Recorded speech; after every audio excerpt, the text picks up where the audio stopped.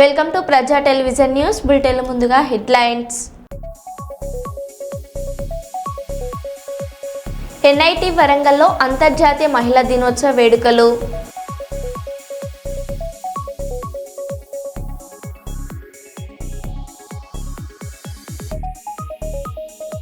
Jubilee హిల్స్లో క్రీడా శాఖపై ముఖ్యమంత్రి రేవంత్ రెడ్డి సమీక్ష సమావేశం.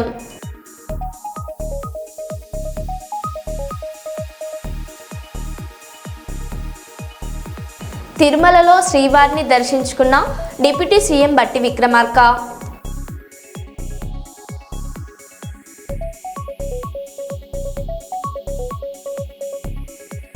హుస్నాబాద్లో 5K రన్ ప్రారంభించిన మంత్రి పొన్నం ప్రభాకర్.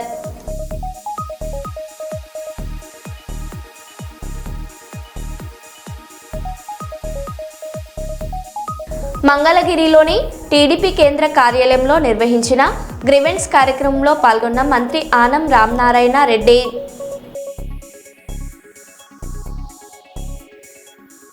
ఇక వివరాల్లోకి వెళ్తే, సీఎంఆర్ కోసం ప్రభుత్వం కేటాయించిన వడ్లను పక్కదారి పట్టించిన కేసులో మండలంలోని కాట్నపల్లి శివార్లో గల సాయి వైష్ణవి రైస్ మిల్ భాగస్వాములైన భార్యాభర్తలను అరెస్ట్ చేశామని సుల్తానాబాద్ సీఐ సుబ్బారెడ్డి తెలిపారు. సీఐ తెలిపిన వివరాల ప్రకారం సాయి మహాలక్ష్మి ఇండస్ట్రీస్కు 2023-2024 రబీ సీజన్కు సంబంధించిన 6165 మెట్రిక్ టన్నుల వడ్లను పౌర సరఫరాల శాఖ అప్పగించిందని, ఆ వడ్లకు సంబంధించిన బియ్యాన్ని ప్రభుత్వానికి తిరిగి ఇవ్వలేదని, దాదాపు 19.89 కోట్ల విలువైన వడ్లను దుర్వినియోగం చేసినట్లు తేలిందని, ఈ నేపథ్యంలో మిల్లు యజమానులైన బండారి మారుతి, బండారి శారదపై పెద్దపల్లి డీఎం శ్రీకాంత్ ఇచ్చిన ఫిర్యాదు మేరకు సీఐ సుబ్బారెడ్డి ఆధ్వర్యంలో విచారణ జరిపి ఇద్దరిపై కేసు నమోదు చేసి రిమాండ్కు తరలించినట్లు తెలిపారు.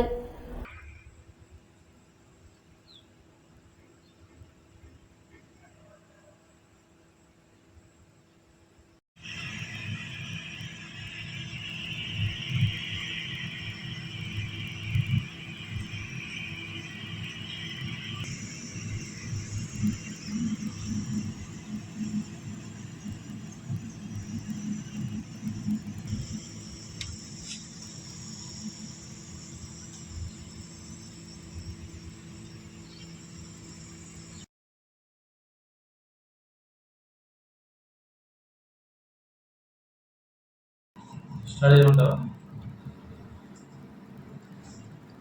కనబడతలే. ఓకేగా తిప్పు. ఇట్లా పెట్టేసేయాలి.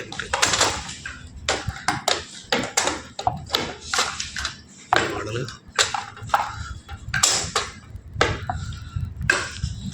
ఇట్లా మధ్యలోకి పెట్టి సార్, మధ్యలోకి పెట్టా. ఆయన వాడిని వాడు అంటే అనాఫిషియల్. ఓకే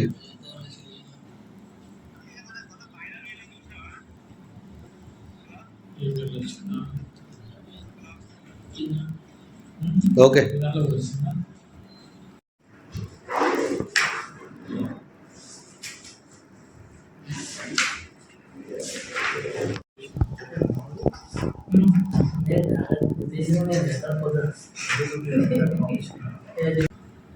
సుల్తానాబాద్ మండలం సంబంధించి పెద్దపల్లి జిల్లా district manager, civil supply district manager అయిన శ్రీకాంత్, ముప్పిడి శ్రీకాంత్ యొక్క ఫిర్యాదు మేరకు క్రైమ్ నెంబర్ 52/2026 కేసు నమోదు చేయడం జరిగింది.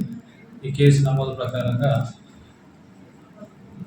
డిఎం డిస్టిక్ మేనేజర్ గారు చెప్పిన ఫిర్యాదులో వారు 8096.68 మెట్రిక్ టన్నుల ప్యాడీని సాయి మహాలక్ష్మి ఇండస్ట్రీస్ యజమానులైనటువంటి బండారు మారుతి, బండారు శారద గారికి అప్పచెప్పి దానికి సంబంధించిన బియ్యాన్ని సప్లై చేయవలసి ఉంటుంది. అది సప్లై చేయవలసిందిగా తెలియజేయడం జరిగింది. దాని ప్రకారంగా వాళ్ళు 5505.742 మెట్రిక్ టన్నుల బియ్యాన్ని సప్లై చేయాలి.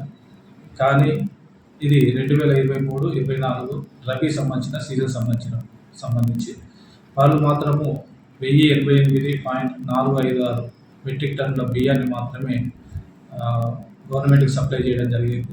ఇంకా 4414.721 మెట్రిక్ టన్నుల ధాన్యాన్ని సప్లై చేయలేదు, బియ్యాన్ని సప్లై చేయలేదు. అది దానిలో కొంత ప్యాడీ అనేది మిల్లులో వీళ్ళు తనిఖీ చేసినప్పుడు ఉండడం జరిగింది. ఆ ప్యాడీ తీసేస్తే వీళ్ళు ఆ బియ్యాన్ని డైవర్ట్ చేస్తే మొత్తం 6165.357 మెట్రిక్ టన్నుల ప్యాడీ అనేది ఇంకా గవర్నమెంట్కు చెల్లించాల్సి ఉన్నది. కానీ వీళ్ళు ఎవరైతే సాయి మహాలక్ష్మి ఇండస్ట్రీస్ యజమానులు బండారు మారుతి కానీ బండారు శారద కానీ నెంబర్ ఆఫ్ టైమ్స్ డిఎం గారు సివిల్ మరియు వీళ్ళు ఈ ప్యాడీ సంబంధించి ఏం చేశారు, దీంట్లో ఇన్వాల్వ్మెంట్ ఇంకా ఎవరెవరు ఉన్నారు ఏంటిది అనేది విచారణ అనేది కొనసాగుతుంది. దీని కొరకు అతన్ని డీటెయిల్గా విచారణ చేయవలసి ఉంది. దానికి సంబంధించి ఈ 2-3 రోజులలో అతన్ని పోలీస్ కస్టడీ తీసుకొని ఎంక్వైరీ చేసేసి ఇందులో ఎవరెవరు ఇన్వాల్వ్మెంట్ ఉన్నారు, ప్రభుత్వానికి సంబంధించినటువంటి ప్రాపర్టీని ఎవరైతే నష్టం చేసినా కానీ ప్లస్ తిన్నా కానీ తప్పకుండా వాళ్ళ మీద అందరి మీద కూడా యాక్షన్ తీసుకుంటారు. ఇంకా విచారణ కొనసాగుతుంది. విచారణ పూర్తయిన తర్వాత తప్పకుండా మిగతా డీటెయిల్స్ తెలియజేస్తాను. వరంగల్ నగరంలోని దేశాయిపేట టౌన్షిప్లో నూతన భవన నిర్మాణ పనులు జరుగుతుండగా ఓ కార్మికుడికి విద్యుత్ షాక్ తగిలి అక్కడికక్కడే మృతి చెందాడు. ఈ ఘటనపై సమాచారం అందుకున్న పోలీసులు ఘటనా స్థలానికి చేరుకుని వివరాలు సేకరిస్తున్నారు. మృతుడి వివరాలు ఇంకా తెలియాల్సి ఉంది. భవన నిర్మాణ పనుల సమయంలో విద్యుత్ తీగలు తగలడమే ప్రమాదానికి కారణమని తెలుస్తుంది. ప్రమాదానికి గల కారణాలపై పోలీసులు దర్యాప్తు కొనసాగిస్తున్నారు.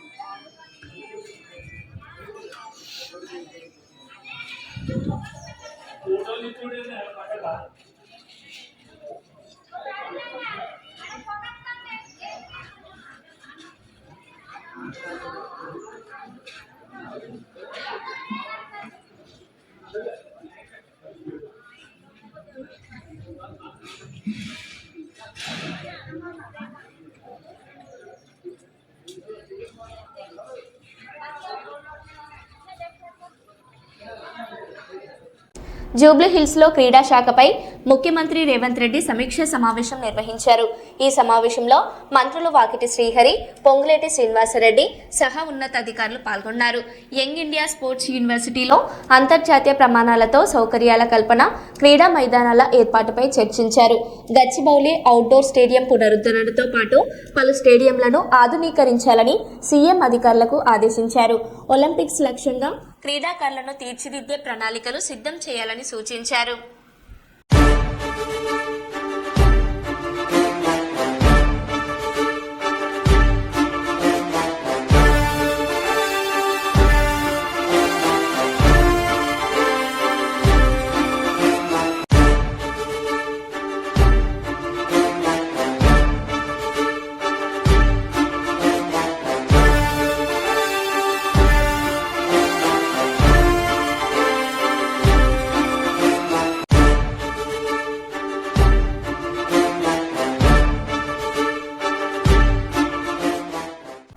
మంగళగిరిలోని టీడీపీ కేంద్ర కార్యాలయంలో నిర్వహించిన గ్రీవెన్స్ కార్యక్రమంలో మంత్రి ఆనం రామనారాయణ రెడ్డి పాల్గొన్నారు.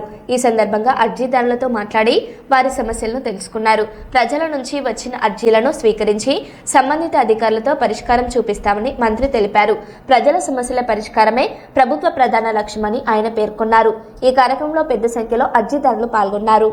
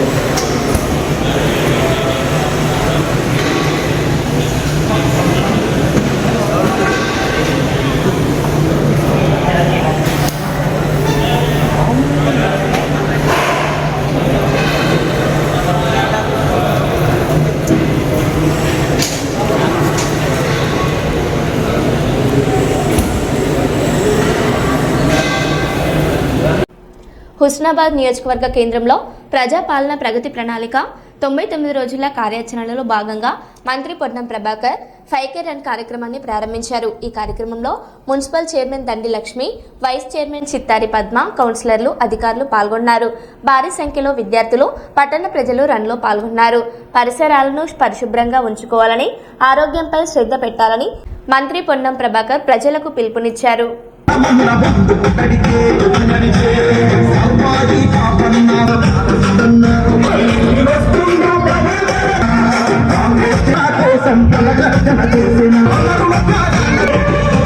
ప్రతినిధులు అందరూ కూడా పాల్గొనాల్సిందిగా విజ్ఞప్తి చేస్తుంది. అన్న ముందు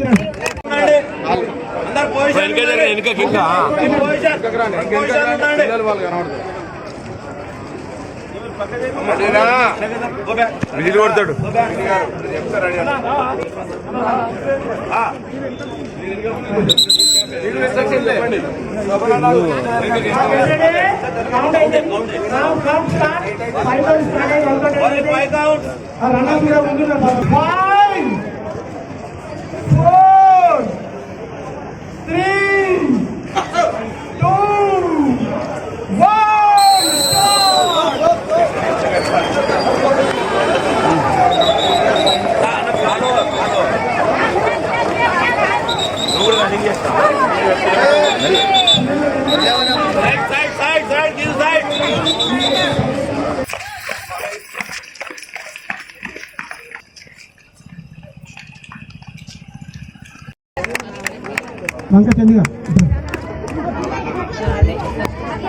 ఆకుల వెంకన్న గారు కౌన్సిలర్ అందరూ దయచేసి రావాల్సిన కోరుతున్నాం. మూడో బహుమతి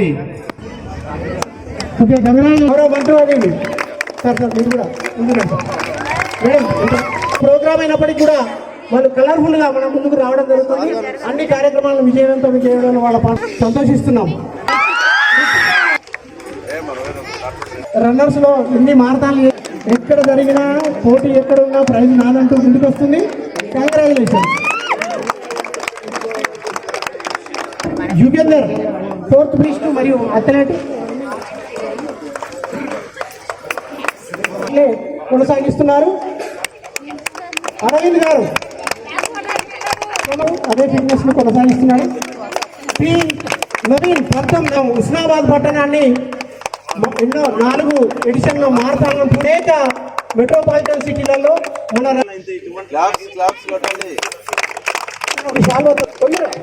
ఎంతో మందిని ప్రోత్సహిస్తూ ఉంటాడు. ఆటలలో గట్టిగా చెప్పట్లు ఏదే లేదు. సత్యనారాయణ గారు పీడీ గారు thank you sir. Thank you sir. Naveen గారు ఆ పీడీలను సన్మానిస్తున్నారు సార్.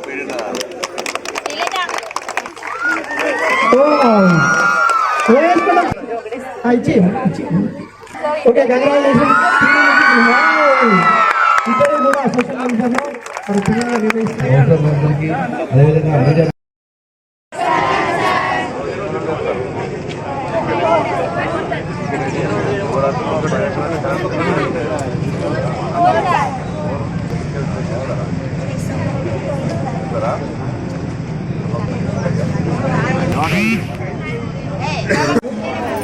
మాకైతే ఛాన్స్ ఇస్తలేరు. ఫోటోలు తీస్తా ఉంటారు.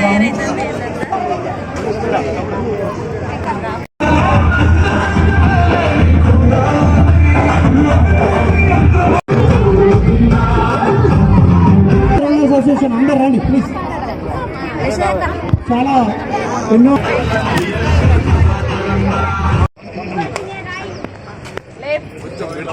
Left bend. Keep your hands back. Forward, straight.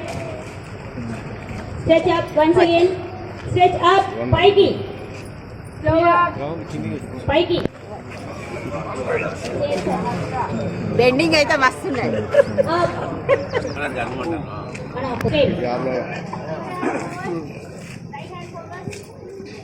అదే ఓకే సైడ్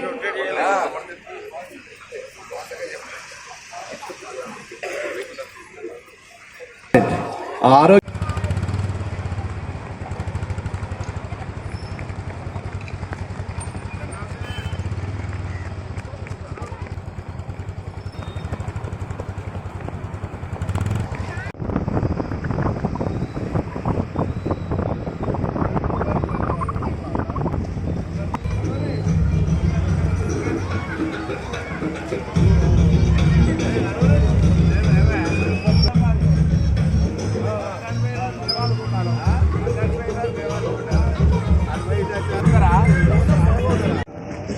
ప్రగతి ప్రణాళిక పేరు మీద తెలంగాణ ప్రజాపాలన ప్రభుత్వం గౌరవ ముఖ్యమంత్రి రేవంత్ రెడ్డి గారి నాయకత్వంలో 99 రోజుల పాటు మొన్న మార్చి 6 నుంచి జూన్ 12 దాకా వివిధ రకాల కార్యక్రమాలను రూపొందించింది. అందులో భాగంగా ఇక్కడికి విచ్చేసినటువంటి పెద్దలకు కానీ తెలంగాణ రాష్ట్రంలో ఉన్న వాళ్ళందరూ కూడా విజ్ఞప్తి ఏంటంటే, ముందు పరిసరాల పరిశుభ్రత, మనం అనారోగ్యానికి గురి కాకుండా ఉండాలంటే పరిసరాల పరిశుభ్రత, మనం ఎక్కడైతే నివసిస్తూ ఉన్నామో ఆ ప్రాంతాన్ని పరిశుభ్రంగా ఉంచుకోవడం చాలా ముఖ్యము. అది ఈ కార్యక్రమంలో ఒక ప్రధానమైనటువంటి భూమిక. అందులో నగరపాలక సంస్థలు కానీ ప్రోగ్రామ్స్ ఉన్నాయి. తప్పకుండా జూన్ 12 దాకా జరిగే ప్రతి ప్రోగ్రాంలో ఈ నియోజకవర్గం అందరికంటే ముందుండి ప్రతి ఒక్కరు కూడా భాగస్వాములు కావాలని సందర్భంగా కోరుతూ మరి కార్యక్రమాన్ని రూపొందించినటువంటి పాలకవర్గం చైర్మన్, వైస్ చైర్మన్, కౌన్సిలర్లు, మున్సిపల్ సిబ్బంది, పట్టణ ప్రముఖులకు, మాజీ కౌన్సిలర్లకు, ఇతర పెద్దలందరికీ కూడా పేరు పేరున నా ధన్యవాదాలు, నమస్కారం తెలియజేస్తూ అందరం కూడా ప్రజాపాలన మరి ఈ యొక్క ప్రణాళికతో ముందుకు 99 రోజుల ప్రణాళికతో ముందుకు లోపల అందరూ భాగస్వాములను కోరుతూ నమస్కారం చెప్తూ సెలవు తీసుకుంటాం. ప్రజాపాలన ప్రగతి ప్రణాళికలో భాగంగా రామగుండం మేయర్ మహంకాళి గౌతమి నగర్లోని డ్రై రిసోర్స్ కలెక్షన్ సెంటర్ మరియు కంపోస్ట్ యార్డ్ను పరిశీలించారు. ఈ సందర్భంగా డంపర్ ప్లేసర్, కంపోస్ట్ తయారీ యంత్రాలు మరమ్మతులు లేక నిరుపయోగంగా ఉన్నాయని, వాటిని త్వరలో ఉపయోగంలోకి తీసుకువస్తామని తెలిపారు. తడి చెత్తను రీసైకిల్ చేసి రైతులకు ఉపయోగపడే ఎరువుగా తయారు చేసే చర్యలు చేపడతామని చెప్పారు. అలాగే నగరంలో సేకరించే చెత్తలో 80% రీసైక్లింగ్ చేసే చర్యలు తీసుకుంటామని మేయర్ తెలిపారు. ఈ కార్యక్రమంలో కార్పొరేటర్లు, అధికారులు పాల్గొన్నారు. పెద్దబండి నుంచి వచ్చిన వేస్టేజ్ వీళ్ళు తీసుకుంటున్నారు. తద్వారా ప్లాస్టిక్ అంతే వారానికి 2 సార్లు బయటకు రీసైకిల్ మరి ఇక్కడనే ఉన్నది కదా, ఇది చాలా రోజులు సిగ్రిగేట్ చేస్తున్నారు. రోజు ప్రతి వారం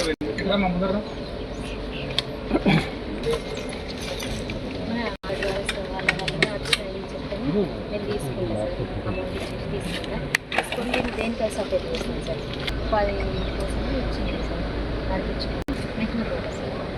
కమిషన్ సార్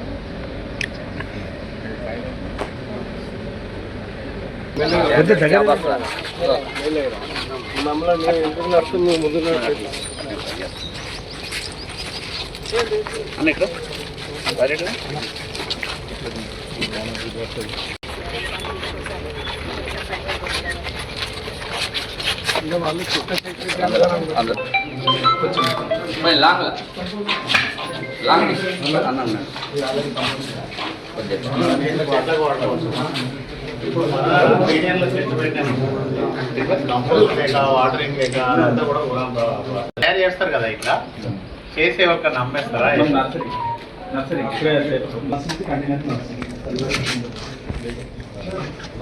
యూజింగే కాలే ఇంకా తీసేసుకుంది ప్రాజెక్ట్ రిపోర్ట్ మొత్తం ఇప్పుడే అడిగింది.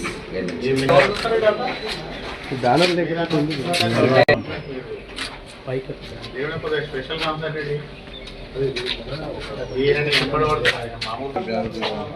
ఇక్కడ ఖాళీ ప్లేస్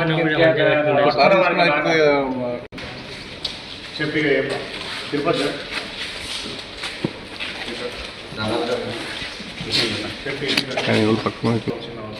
ప్యాంపర్స్, నాప్కిన్స్, ఇంకేమైనా వేస్ట్ మెటీరియల్ అంతా ప్లాస్టిక్ అంతా చేసినాక అది ఆటోమేటిక్ దాన్ని తీసుకొని దాని నుంచి 200 యాష్ని మనం బ్రిక్ యూజ్ చేసుకొని వాడుకోవచ్చు.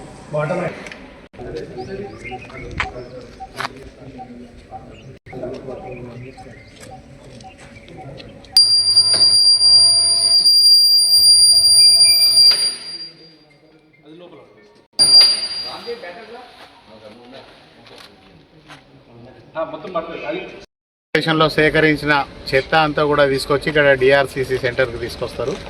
ఒకప్పుడు ఈ డిఆర్సిసి సెంటర్ మొట్టమొదటిసారిగా ప్రారంభించినప్పుడు మొదటగా మామూలుగా నడిచినప్పటికీ కూడా తర్వాత కాలంలో ఇది పూర్తిగా నిర్వీర్యం అయిపోయి ఇక్కడ ఎవరు పట్టించుకోకపోవడం వలన ఇదంతా కూడా ఇప్పుడు పనిచేయకుండా ఉన్నది.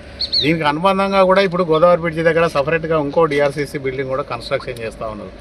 వేల కోట్ల రూపాయలు తీసుకొచ్చి ఇక్కడ మెటీరియల్ అంతా కూడా ఇక్కడ దీనికి సంబంధించిన మెషినరీస్ అన్నీ కూడా కొనుక్కొచ్చి కూడా ఈరోజు ఊరికే అక్కడ పడేసి డంప్ యార్డ్లో పడేసి ఉన్నప్పటికీ దీన్ని ఎవరు పట్టించుకున్న పాపాన పోలేదు. గత 10 సంవత్సరాల కాలంలోనే ఈ మిషనరీస్ అన్నీ కొనుకొచ్చి ఇక్కడ పెట్టడం జరిగింది. అంటే ఎవరైతే అప్పుడున్న అధికారులు కావచ్చు, ప్రజాప్రతినిధులు కావచ్చు, వాళ్లకు సంబంధించి ఇక్కడ అనవసరంగా ఈ మిషనరీస్ కొనుక్కరావడం వల్ల దాని మీద వచ్చే కమిషన్లకు ఆశపడి ఇవన్నీ చేసారు తప్ప ఇవి తీసుకొచ్చి ఇక్కడ పెట్టిన తర్వాత ఈ మిషనరీస్ని యూజ్లోకి తీసుకురాలేదు ఇప్పటి వరకు కూడా. ఈరోజు మేము అధికారంలోకి వచ్చుడుతోటి దీనికి సంబంధించిన వ్యవస్థ అంతా చూడాలనే ఆలోచనతోటి ఈరోజు గౌరవ ఎస్సీ గారిని, తర్వాత ఏఈలు, డిఈలు, టౌన్ ప్లానింగ్ అధికారులు మొత్తం మంది కూడా ఇక్కడికి రావడం జరిగింది. ఖచ్చితంగా ఇవన్నిటిని కూడా ఉపయోగంలోకి తీసుకొస్తాం.